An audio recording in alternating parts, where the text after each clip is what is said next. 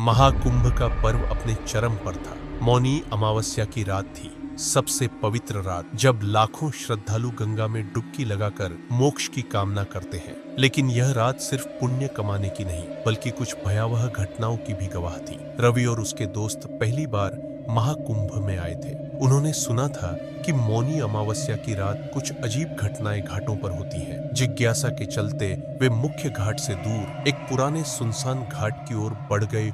रवि ने मजाक में कहा, अगर सच में कोई आत्माएं होती तो अब तक हमें दिख चुकी होती। जैसे ही उसने ये कहा, अचानक पानी में हलचल हुई। घाट पर जल रहे दीपक एक साथ बुझ गए और वातावरण में अजीब सी गूंज उठी। रवि और उसके दोस्त घबरा गए, लेकिन तभी उन्हें गंगा के पानी में कुछ आकृतियां नजर आईं। सफेद धुंधली परछाइयां धीरे धीरे पानी से बाहर आ रही थी। तुम्हें यहाँ नहीं आना चाहिए था, एक भारी डरावनी आवाज गूंजी।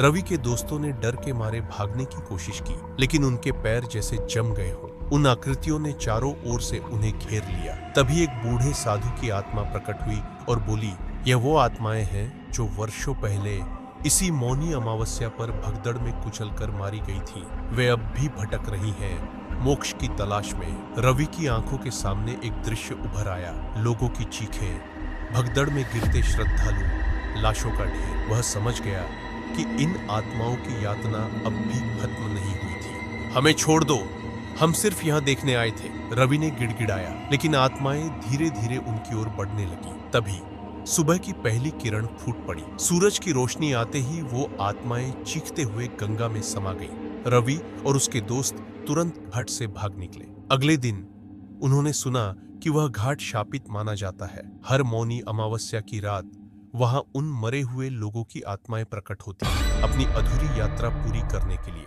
और जो भी वहां जाता है, वह या तो हमेशा के लिए गंगा में समा जाता है या फिर कभी पहले जैसा नहीं रहता।